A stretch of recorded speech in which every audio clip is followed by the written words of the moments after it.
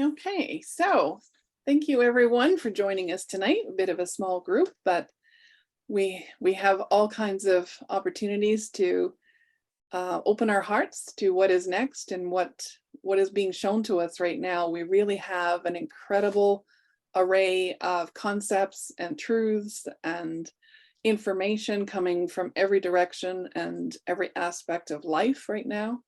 So it really is going to be interesting to see how each individual either steps forward and leans into the changes that are being presented, or whether we build up some level of resistance to the changes that are coming. Neither way is right or wrong. It's just a personal journey, and each soul is going to be able to discern for themselves whether they want to be completely open to the state of quantum field concepts, which is endless and I won't say effortless. We know we're going to have to do a little bit of sweat equity when it comes to transitioning from our old system to the new system. But from what I'm seeing and what I'm hearing, as far as the fundamental structure of what that looks like and how that will operate, we're in for some pretty incredible experiences on our human journey. So if anybody is kind of holding a little bit of reluctance or resistance to the new way, it'd be a good idea to just kind of set it aside and ask that your discernment guide you through the process right now, be able to take you on this journey with not just your eyes wide open, but most specifically your heart wide open. It's the heart that is going to be able to guide you the most clearly and specifically for you.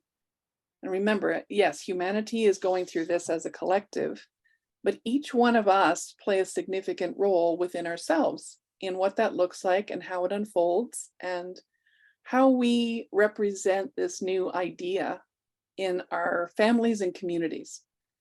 And once things start to open up, which we know we're extremely close to that taking place, I think it's going to be surprising how there will be some in the family that still by principle and by stubborn nature will resist the idea of it, and they will be the last one to admit there might be any truth in it.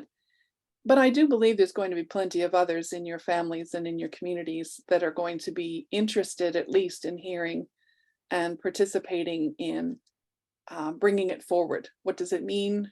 How does it affect us? How can we benefit from it? That's a big one, because once people realize that there are benefits to it, I think the willingness factor will exponentially increase dramatically. But for those that aren't willing, it's going to be a struggle. And we're going to require a whole lot of patience and compassion and understanding as they kind of bump along a little bit on their own.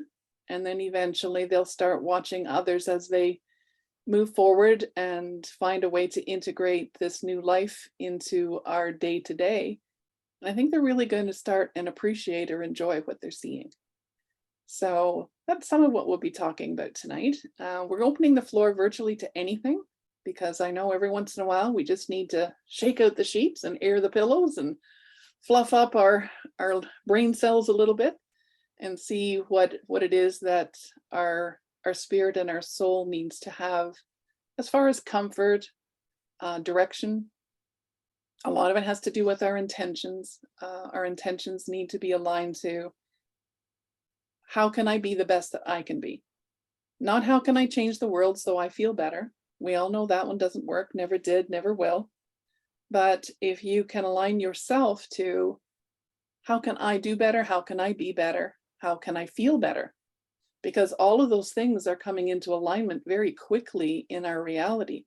That it's not just about changing our minds and our beliefs, it's also going to dramatically affect how we feel and how our lives expand in new and better ways. Now, I know for myself, this concept of expanding into new and better ways, it's like, well, wait a minute. I'm already overextended. I'm already overdoing. I'm already over. What do you mean there's going to be more and it's expanding? Expanding what? And I specifically for myself, I pray that things be simplified. Not complicated, not duplicated, but simplified. Show me a better way that is a simpler way to live, a simpler way to be, a simpler way to do, that brings pleasure and joy to my life and my personal being. I don't need a whole lot more jobs on my plate right now. Apparently, my plate's so full it's falling off. So how do we bring that into a better place so that we can enjoy what is coming while it's changing, while we're expanding, while it's like the treasure box of heaven on earth is being opened all at the same time? That takes a little bit of heart light and heart connection so that it makes sense to you and it feels good to you instead of getting overwhelmed. Right now, I'm bouncing back and forth between the two. I get all excited and then I get overwhelmed. So I back up a little bit and then I get all excited and I get overwhelmed. So to me, that is part of the integrative process that we'll be going through as human beings, because it's so different than where we have been. And when you take all the limitations off what we've been experiencing and what we've been living in and under for the last generations, yeah, we're going to be kind of like little loose cannons running around going, which way do I go? And yeah, your heart is going to play a big role in giving you your own personal direction. So let's just take a moment and do our little prayer of unity right now and bring our breath into this moment, focusing on today and what needs to be awakened or created within us that's an awareness that may be beneficial to what is coming and what is happening. And as you breathe in that relaxation, just see yourself standing outside of a beautiful crystal clear pool of water that is the cleansing water for each and every soul. And as you're standing there contemplating life and what is to come and what is to be and what's going to happen, I just want you to imagine that you're going to close your eyes, place your hands over your heart, and just fall into the cleansing waters. The cleansing waters are all about soothing and comforting our souls right now. They're all about leaving us with that feeling of hope, that feeling of joy, that sense of awe and wonder that for the most part we identify as an inner child energy. We just want our guides and angels and those that are here to assist us to know that our willingness is open. It may not be fully awake and aware and understanding all of what is happening and what is coming, but we just want to commit ourselves through the willingness to allow it. That is the key to the future. That is the key to this moment. And that is the key to what is best for you as an individual and a soul on this journey. So as we breathe out, any resistance to letting any of that happen, just know that taking that breath and releasing it out into the universal energy field creates space within you and an awareness within you that can just vibrate at a higher frequency into that realm of potential and possibility, into that state of grace that just makes anything that brings more love to you personally, to your family, and to the collective, it's all worthwhile. And it will all bless and benefit us in so many ways. And so we accept that and we embrace that in this moment and trust that what we are being shown and what is being shared today in some way is an inspiration to helping create that, to co-create this whole being and how it's unfolding. We are that powerful and we are that precious in the world of change right now. Human beings are anything but simple. We are incredibly complex, but in that complexity still remains that seed of divinity. And within that seed of divinity is the spark of creation, where all things are possible. And so it is. Okay. That was a deep dive to get us started today. So let's continue our conversation when it comes to what is happening, what is coming, where are we at as far as our project goes. Any questions are welcomed and invited. Nothing is too simple or too complex. Let's just throw it into that creative pool right now and see what comes out. Who would like to ask a question or contribute something?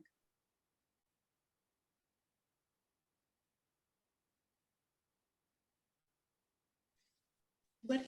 Okay, I'll go. All right. Thank you, Karen.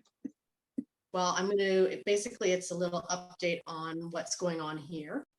As you met Mary Ellen, she and I talk a lot as we're doing our preserving and gardening and various other projects.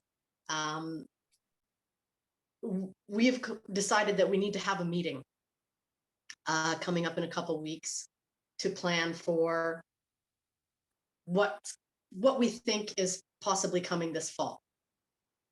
And what's going to go down, what we should do if the internet goes down, if electricity goes down. So at least I've got her motivated. I don't know if I needed to motivate her much because she's already pretty much there. I guess I just needed to say, yeah, I think that's a good idea. We do need to do this. So we have a meeting coming up on the 18th, the middle of this month, to see who wants to be part of this group, this movement, see who's prepared to actually walk the walk and not just talk. And then just to put our heads together and come up with a plan. And I've got a few ideas. I think I should talk with you as well, Donna, and get a little more input so that when I show up with my clipboard, they know I mean business. Because that's what I do. I show up with my clipboard. But there's some really good people and there's some really scared people.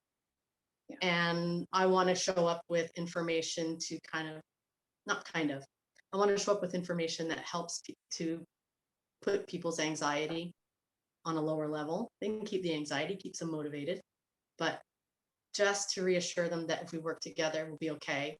And now what's our plan? Mm-hmm. Like first one is if internet and cell phone service goes down, we need a place to meet within 48 to 72 hours. What's that designated spot and who's going to show up? And then we need to have steps. Okay, when this happens, then we're going to do this and then we're going to do that. So I'm actually looking forward to this as much as I don't want it to happen, as much as I want to be prepared when it does, if it does. So, and there's one guy who's gone down the rabbit hole, several rabbit holes, and he is just lost. So I want to pick his brain and see what he's found out to go, okay, maybe get rid of that one. Let's explore this. Just pull him out of that a little bit and say, hey, buddy, you're the seed guy. Get ready. Mm-hmm. You got greenhouses coming. Get your stuff in order. Don't make me come to your house. I want you ready. So this is what's going on here. And I'm pretty excited about that. It's a big chunk. It's a big plate. I think I've got a platter. But this meeting is important so that I don't have to be in charge of everything, because we want to know who's got what skills and who wants to be, okay, do you want to be in charge of that? Or do you just want to be, not just, or are you going to be a foot soldier? So where are you? And that's what this meeting is about, kind of positioning people, finding their comfort zone, and or if they're not exactly ready for leadership, finding a way to encourage them to step up to that, let them know that they're supported. It's like, I really think you can do this. You've got some great ideas and we'll back you. You won't be alone. Let's go. Those are excellent ideas, Karen. And I think part of what's coming to mind is if we can use the beehive example. Yeah. Like there's worker bees and there's, the drones. Everybody has a role to play that is within their realm of comprehension and their skill set, but they know immediately what to do at different stages or steps of what is possible. And I've always said it's far better to have a plan that you don't need than to not have a plan when you need one. Because we do know that chaos is part of change. There's no avoiding it. There's no getting around it. It is what is the natural order of things. They do move through the stages of clarity where we all think we know what we're doing, and then we end up in chaos, and then we get to learn how much we know or don't know what we're doing. And from that comes a better way. And that's what we were talking about a little earlier. It's simply keeping yourself open to just doing better, being better, feeling better. So if you can create kind of a blueprint that people can relate to, and I know the Beehive is one that most can, they can see where they fit in, and they can see what they can bring that supports the hive, but they can also see where they need to go to forage, what direction they need to go to bring what is needed to the community. So yeah, I think those are really important ideas. I know we've had a couple of times where, information or the indication was that communications was going to go down. And I would say to people, in 72 hours, we'll meet at my place and this is time. Here's the address, and everybody just show up. And at that point, we'll figure out from there what's next. But at least everybody has a place to gather. So good on you for doing that. And How many, yeah, how go many ahead, people, Helen. Karen? How many people are you having in your community so far? Approximately. That's what we're going to find out. We think we know who's going to show up, but this is going to be, are you actually going to show up? Because as you know, a lot of people talk, they'll say, yeah, I'll be there. Yep, you can count on me. But when it's actually chaos crunch time, and they don't show up. Now, most of the members that at this meeting are family. They're all family members of the same family. And I've been accepted as a member of this family now. And so that brings a bit more reassurance because they seem to have the same mindset that we have to do something. We're not sure what it is we have to do because we're not sure what we're going to be facing, but we know that we are strong as a family, and they have a lot of faith as a family in God. So, okay, let's get your faith out. And I'm bringing up different things and they're going, what's that? What's that? And what's that about? So I give them tidbits of information and then I let them go and explore themselves. Like, here's some information, gets you started. Now go and explore and see what you come back with and bring that back to the meeting. And if you have questions. So I'm really excited to see, there's probably about a dozen people that are going to be invited to this. I think that's a good number to start working with so that, again, your core group is one that learns to work well together. And then from there, they can expand out in different directions of what their specific contribution needs as a support system. So that, the few are not having to provide for the many, because that's the old system and it doesn't work. It's very difficult to get people to understand that whatever you put in, you are blessed with exponentially with it coming in a different way. It may not come from one direction, it may come from many. Whatever is needed is provided. And it's hard for us to wrap our heads around that idea when there's been the lack and the shortage concept that everybody has had to live with. Most of us our whole life. So as much as they have faith in something. God, they don't have the faith like we have that there's going to be divine intervention of some sort. Yeah. They haven't quite got there. So I want to say stuff. I can't yet. I can't yet. So no. little tidbits that I'll drop along the way.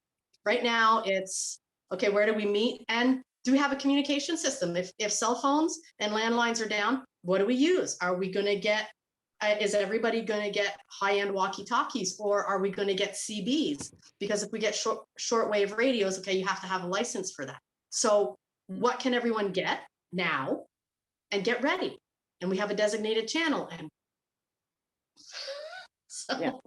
this meeting can't come fast enough. Yes. Well, the quantum phones hopefully will come before that whole thing unfolds. And the quantum phones are not dependent on Earth energies to function. So that is a blessing. And I do believe that's part of the reason that's one of the first things that the awake will be offered in the way of tools and abilities to communicate when everything else is gone. So, Mina, you're I on the have screen. You must have a something question. Oh, I- go ahead. Go I ahead, don't, Ted. it's not a question, it's a comment. And the comment is, I want to reconfirm, restate what you said. 12 is a good number. I live in a community, I live in Norfolk, Ontario. And such a group was started probably last Christmas, maybe a bit before. And eventually 120 people became part of that group. And I had investigated it, but I've had a fair bit of experience with a variety of groups. And my sense was this one isn't for me, but a really close friend became involved. And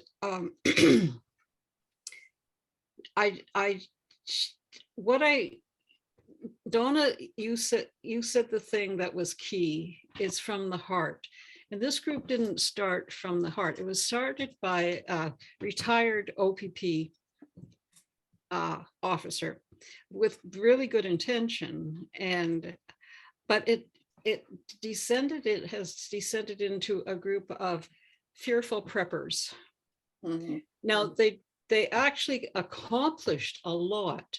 They managed, this is a rural area, and 3 farmers gave them land for significant gardens, and they managed to grow a fair bit of produce, and it was to be distributed to all the people. And it was, I mean, a lot of it happened, a lot of it was successful. But my dear friend would be in meetings with these folks, and she'd become overwhelmed by the fear that so they had. And she'd try to, she's the most incredibly loving person, and she would try to talk with them. She would try to steer them into coming from the heart and working from that aspect. And she found that she wasn't having a lot of success. And so she just let me know last night. She said 10 of us walked walked away from the group. It's called Community Support Alliance. And they had several different departments. There was a spiritual one, which she has headed and continues to head, but not as part of that group. Security and communications, which Karen, you were talking about, was significant. They do walkie-talkies, and they developed quite a system and points of contact and all that kind of stuff. Some of them are talking about having guns, though, and this was the thing that was, turning a whole lot of people off. So I think what you're doing, Karen, is incredible, because you're already starting from a heartfelt place, and it has to come from there. It absolutely has to come from there, because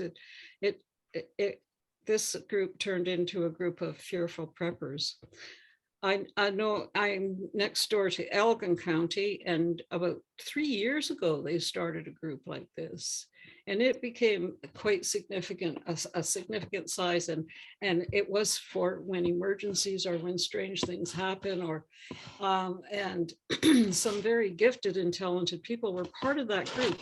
And then when lockdowns came with COVID, it collapsed. So they didn't quite, they weren't quite able to catch it. Folks, this is what it's about. This is why we formed this. I don't know if they've gotten back together, but they were meeting at the Quaker Meeting House where I used to attend there. And now at the Quaker Meeting House, even now, you have to wear a mask. So that one was sort of short-lived. So Karen, what you're proposing is incredible. And I know you'll be successful. I just wanted to add one other thing about my friend. She said about 7 or 8 years ago, she started it within her own family. She's the glue that holds her family together, and it's a very diverse family. And she started saying to them, have you been told today? And of course, anybody would be puzzled, and she'd say, I love you. And that became a consistent practice within that family, and it's beautiful to behold. About a couple of years after she started doing it in her family, she started doing it in public with strangers. And she said the reaction is unbelievable. She's very sensitive. She's very aware of energy fields. And so particularly if she was with somebody she could sense was in a place, she would do this. And the reactions that she got were incredible. And during COVID, she did it in the grocery stores, and people would hug her. And nothing happened. Nobody said anything except hugging. And the clerks and the manager start looking forward to her coming into the store. So she's just an incredible soul. And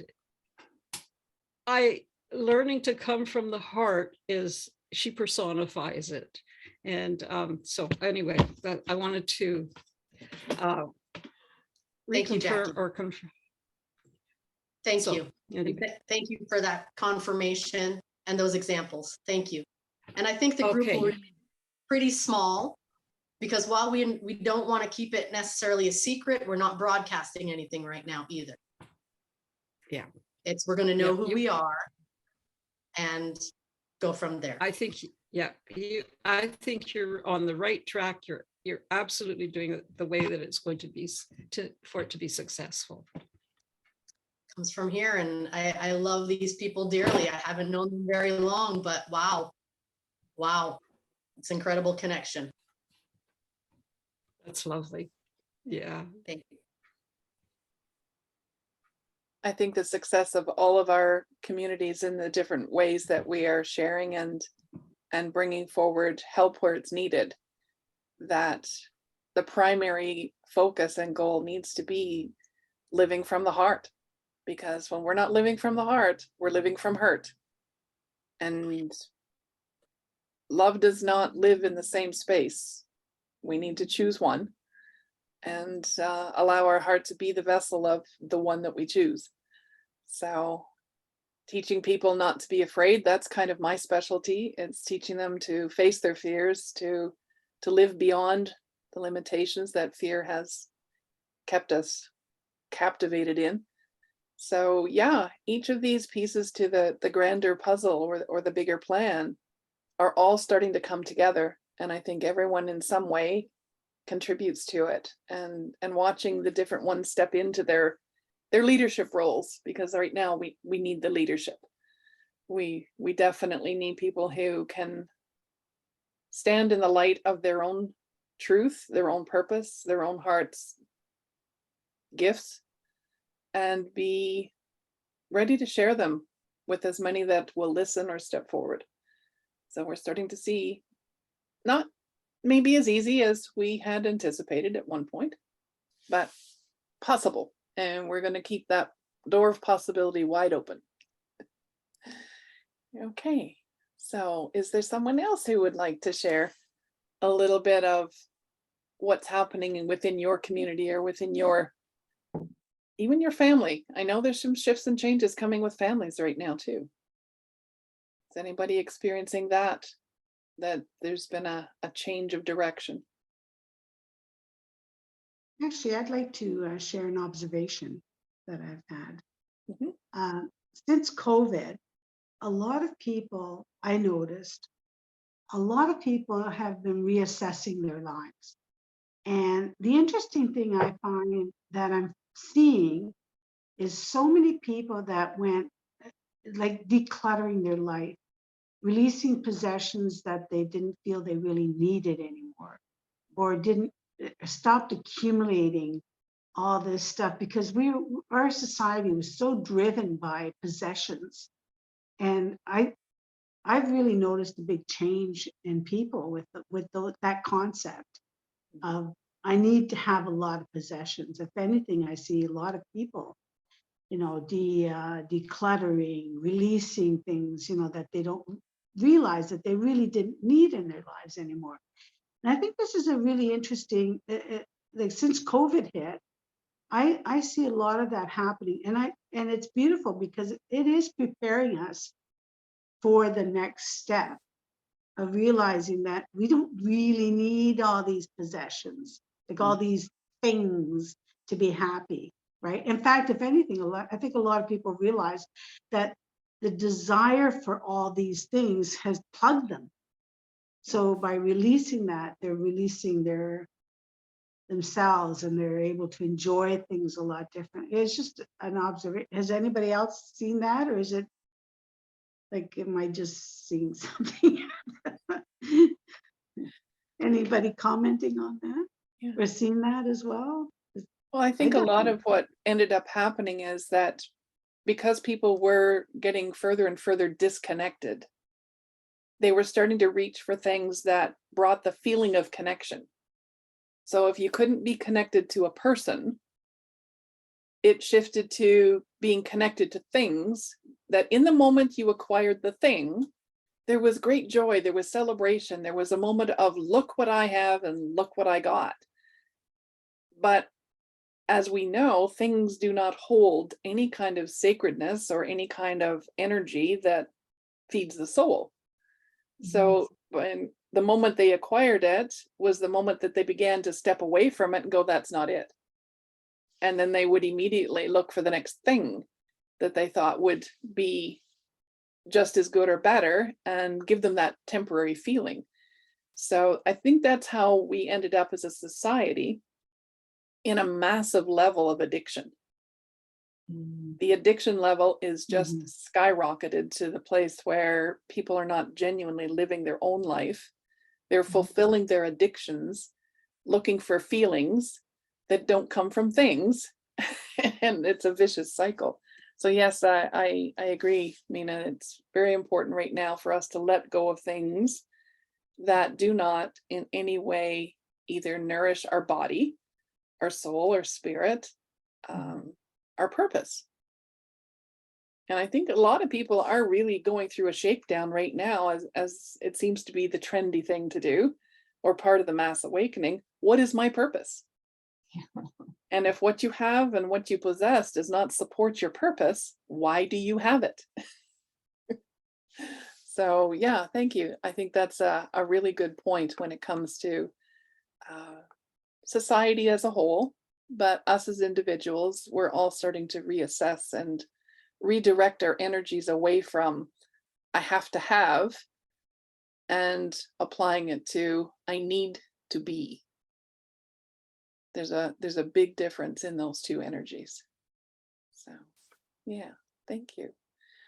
All right, is there someone else who would like to contribute their little, oh, go ahead, Sarita. Thanks, Mina. I will add my little 2 cents worth here. And I just think it's such beautiful synchronicity, because on Monday night, I watched an amazing short video, which I will share in our group. And it was all about decluttering and how it's so important to do that. And exactly what Donna said, like, why am I hanging on to this? Like, ask that question about everything that you have in your life, because you have an energetic attachment to everything that you have. And that when we can clear that space, because we know that the more stuff we have, the more stress we have to maintain it, which actually increases anxiety. Who wants that? And, you know, kind of like what Mina was saying, like going for more simplicity. And that's also what Donna was saying. So it's really interesting how this all really ties together. So I'm going to share that with you guys. And the other thing that is another synchronicity, because every day I'm kind of like, oh, you know, I could be watching this or that. And I just check in with my guidance. And it was just like, who do I need to tap into today? And it was someone that, you know, I do watch, but not as often as I typically watch other people. And it was like, okay, this is the person I need to watch today, which totally lined up with what Karen was sharing. And it's a video from Amanda Ellis. So she has a YouTube channel, and she was talking about, you know, practical preparation and what that involves. And she channels Metatron. So what was really, really powerful for me, and I'm like, thank God I follow my guidance, was really getting into the higher perspective of why this is actually happening. And once I got that, I'm like, okay, I'm good to go. And again, it really ties in with what Donna was saying about and what Amanda was sharing through Metatron, how it's so important as we go through this, which is really a test for all of us and for our humanity, is to be in the heart and to not fall into the victim, you know, mindset, like, why is this so hard? That's a very, very low vibration, and that the media is going to do everything in their power to keep people in the victim mindset. And she goes that we're here to rise above that, to be the masters, to be the musicians, no, to be the magicians, and to transmute all of this.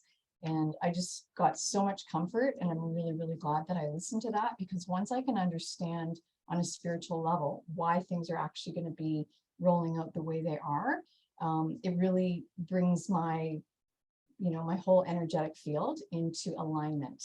And it's just like, okay, I got this, we've got this. And really inspires me for sure. And the other thing that, what is it that she was, yeah, she just shared really, really practical things, and then was also able to share that really, really big perspective. So again, I will share that one in our group for anyone who's interested. And just as an FYI, she also channels what she calls the Heart Squad. And the first time I listened to her, which was probably about a year ago, was her channeling of Tesla. And I didn't really know that much about him, other than he's a rock star of energy. And it was after that, you know, channeling, I was just like, oh my God, I love this guy. I just love Tesla. And so anyway, so that's on her channel as a recorded video. That's part one. And then she just said that part two is going to be coming up after, you know, I guess she wants to get so many likes or whatever, so many people watching the one that she just released, I think it was today, on, you know, practical preparations. And so the next one that's going to be coming out is part two of Tesla. I'm so excited about it. So I wanted to share that with you guys. That's it. Thanks, Sarita. Yeah, gotta love Tesla and all of the things that he's finally going to get to share with the world. Yeah. It's going to be amazing to see how he gets his not so much credit, but his moment in time where he genuinely gets to share everything that he knew, and in a way that people can really relate to this time, whereas before it was all about how to keep him quiet and keep him secret and keep him suppressed. Now it's going to be, how many ways can Tesla show us about energy and how to live life in a better way? So yeah, thank you. Thank you. Yeah. Sarita, did you say you were could going to you- post that? Oh, Yeah, sorry. I'm going to post that in our group. And just as a funny FYI, like not funny, but just as an FYI, which I seem to remember like really insignificant things about Tesla, but it was so, I don't know, I just thought it was so, really touched my heart that he really loved pigeons. Who loves pigeons? Like, it's not like I kind of go, oh, I really like those birds. But he really had a heart or space in his heart for feeding the pigeons. So that's just a little tidbit of information. I feed about 20 pigeons every morning. They wait for me to walk Chevy and then bring him back in. And they're like, are you going to put birdseed out for us now? So funny. So here's a little news about Tesla. Tesla is the inventor of the med beds, correct? Yes. So what happens when you go into the med bed and do age regression? You get to live forever. Who do you think is still on the planet? Yeah, Tesla. Tesla. Mhm. He's very much here. I love that. So yeah, Bring it. I know he's going to be teaching many in the open Wow. before Thanks too for the long. goosebumps, Donna. Thank you for the goosebumps. Thank you, Yeah. thank you, thank you. Oh my God. Oh my He God. Oh has my God. so many things to teach our young manifestors. And once it's open where he can teach them all over the planet at the same time, or they can transport to where he is. That's why I say the things that are about to happen and the amount of things that are about to change, we can't even comprehend them at this point. From our human experience, from our human state, we just don't have the capacitors to comprehend how many ways this is all going to change our lives and the way we live them. And not just on planet Earth, but traveling wherever we want to go. So yeah, keeping feet on the ground, keeping heart open, eyes on the prize, which is our new world of heaven on earth. And I think that's about as much as we can handle most days. Seems to keep us fully active and busy and occupied for sure. Mhm. Mhm. Okay, so is there anyone else with a question? So we're just about out of time, so go ahead, Liz. I don't have a question. I don't know if you all know where I live, but anyway, I'm in a community with a few hundred people. And of that few hundred, there was only 3 of us that didn't get vaxxed. And more people are meeting and they're telling me about their vax injuries and how they know it was caused by the vax. Yeah. And my heart just goes out. I just listen. I just stand there and, heart. Yeah. Anyway.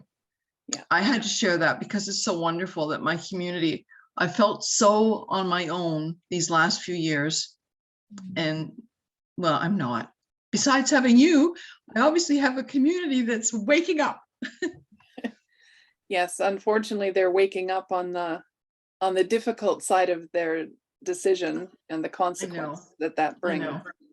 Yeah. But I do pray that we get the med beds up and running so that Yeah. a lot of them can still have options and opportunities to continue to be here. Me too. Me too. Because some of them did it out of supporting their family. Yeah. Out of major fear, major fear. Yeah. And so I mean, I even know a doctor who he did it out of love. He thought he was protecting his patients. Mhm. And anyway. Yeah. Yeah. We all know how that has turned out. And it Yeah. is very public at this point, media or no media. They can no longer hide the evidence that's everywhere. Okay, so my sense is that as a community, we need to continue to hold the vision of the door opening. And if we can all just for a moment in prayer and vision, see that door. To some, it will appear to be an ancient door. To others, it will appear to be an energetic door. And to some, it may just be an etheric door. Whatever it appears to you, in your experience, in your vision, in your heart, I just want you to know that now is the time to place your hand on the door and open it as wide as you can and proclaim for all time and all eternity that you are here as part of a human experience to bring heaven to earth without any limitations, without any expectations, without any conditions, and that love can pass through this door and shine its light upon our earth, upon every aspect of our planet, every area of our quantum field, every aspect of our communities and our countries, bringing that light and shining it in our own heart. And through our work and through our vision and through our commitment to this event taking place, we are committed to simply showing up each and every day in a loving way. That's all that is being asked. To allow love to embody itself within your being, to move freely, to be shared limitlessly, and to no longer hide that light that is who you truly are, but to allow it to be radiant and to emanate everywhere you go, in every moment, with every breath that you take, every beat of your heart, every blink of your eyes, emanating that eternal love and light that we all deserve. And in that moment, when that door is wide open, just know that that door can never be closed ever again. For as you are an emissary of light on this plane and in this planet, you have the power and the authority and the right to proclaim it. And so it is.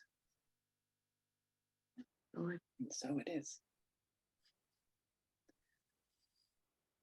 Okay, everyone. I'm just going to stop the recording.